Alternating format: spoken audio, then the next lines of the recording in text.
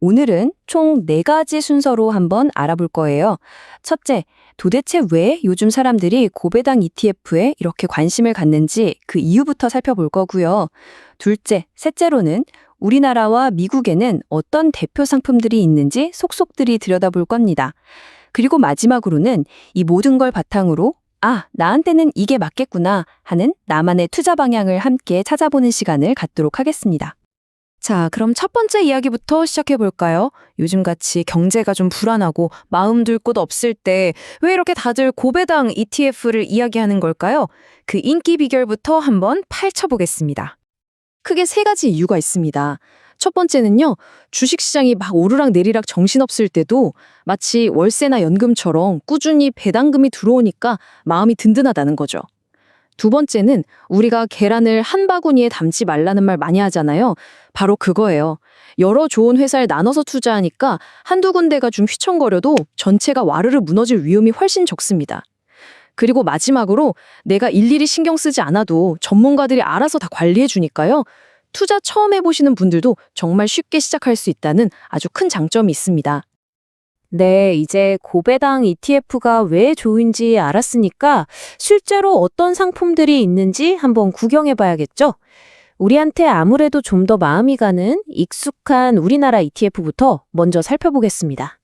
그렇죠. 아무래도 우리가 평소에 이름도 들어보고 물건도 사봤던 그런 친숙한 국내 기업들에 투자하는 상품들이니까요.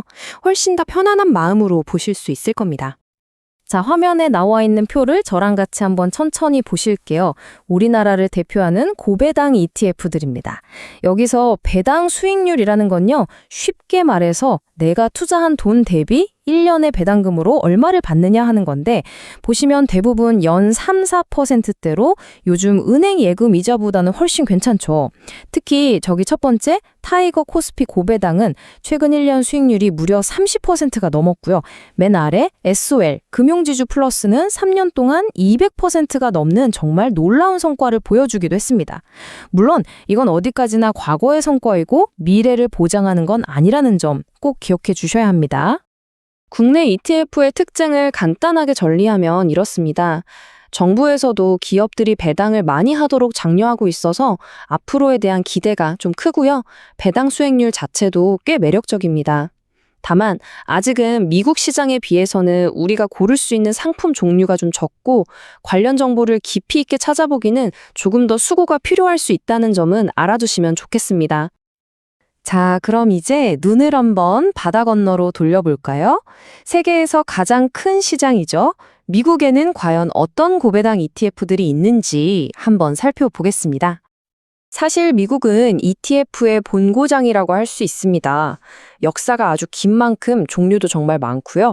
전 세계 투자자들의 돈이 다 여기로 모인다고 해도 과언이 아니죠. 그 중에서도 가장 유명하고 인기 많은 선수들은 어떤 것들이 있는지 한번 만나보겠습니다. 이 표에서는요, 다른 것보다 가장 오른쪽에 있는 운용보수 칸을 한번 꼭 봐주세요. 이 운용보수가 뭐냐면 우리가 ETF를 굴려주는 회사에 내는 수수료인데요. 저기 VYM이나 SCHD 같은 상품은 1년에 0.06%밖에 안 돼요.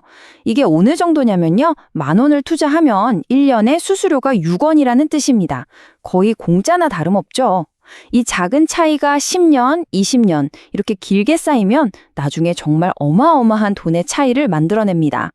배당 수익률은 국내와 비슷하게 안정적인데 SCHD처럼 잘 나가던 상품도 때로는 잠시 마이너스 수익률을 기록할 수 있다는 점도 솔직하게 보여주고 있네요.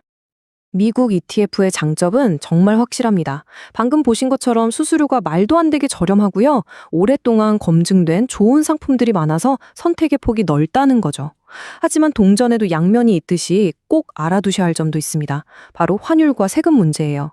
달러 가치가 오르면 가만히 있어도 돈을 벌지만 반대로 떨어지면 내 수익이 줄어들 수도 있거든요. 이걸 환율 위험이라고 합니다. 또 배당금이나 나중에 팔았을 때 남는 돈에 대한 세금 계산법이 우리랑은 좀 달라서요. 이 부분은 투자하시기 전에 꼭 한번 확인해 보셔야 합니다. 우리나라 ETF도 알아봤고 미국 ETF도 알아봤으니 이 정보들을 가지고 이제 가장 중요한 질문에 답을 해봐야겠죠.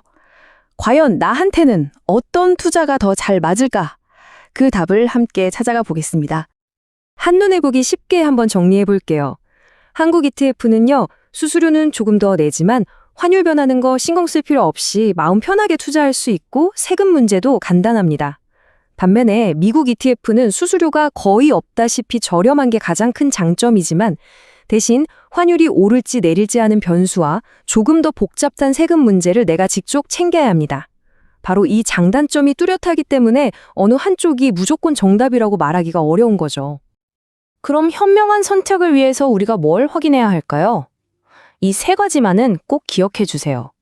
첫째, 지속 가능성입니다. 지금 당장 배당을 많이 준다고 혹하지 마시고 이 회사가 앞으로 10년, 20년 뒤에도 망하지 않고 꾸준히 배당을 줄 만큼 튼튼한 회사들로 이루어져 있는지 그걸 보셔야 합니다. 둘째, 비용과 내용물입니다. 내가 내는 수수료는 얼마인지, 그리고 그 안에 내가 잘 모르는 위험한 회사가 들어있는 건 아닌지 꼭 확인해야 합니다. 마지막으로 만약 미국에 투자하신다면 환율과 세금이라는 두 가지 숙제는 미리 공부해 두셔야 마음이 편합니다. 그래서 어쩌면 가장 지혜로운 방법은 하나만 고르는 것이 아닐 수도 있습니다. 바로 두 시장의 좋은 점만 쏙쏙 빼서 합치는 조합 전략이죠. 예를 들면 이런 거예요. 환율 걱정 없는 우리나라 고배당 ETF로 안정적인 현금 흐름의 바탕을 딱 만들어 놓고 여기에 수수료가 저렴한 미국 ETF를 더해서 장기적인 성장을 함께 노리는 식으로 나만의 투자 계획을 짜보는 겁니다. 마음 편한 안정성을 택하며 한국 시장에 머무는 것이 좋을까요? 아니면 낮은 수수료와 더 큰 성장 가능성을 보고 미국 시장의 문을 두드리는 것이 좋을까요? 오늘 함께 나눈 이야기들을 바탕으로 나의 소중한 미래를 위해 어떤 선택을 하는 것이 가장 좋을지 차분히 한번 고민해 보시는 그런 시간이 되셨으면 좋겠습니다.